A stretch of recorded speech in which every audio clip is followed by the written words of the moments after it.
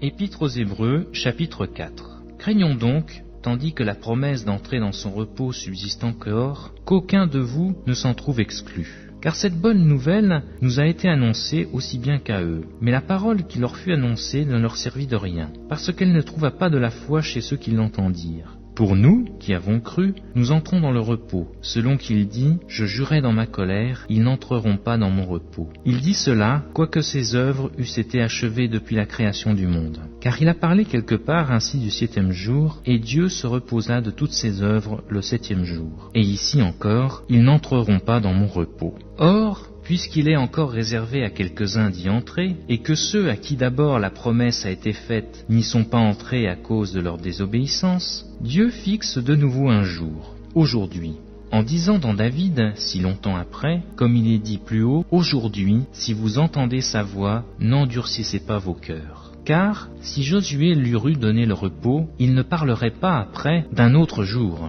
Il y a donc un repos de sabbat réservé au peuple de Dieu. Car celui qui entre dans le repos de Dieu se repose de ses œuvres, comme Dieu s'est reposé des siennes.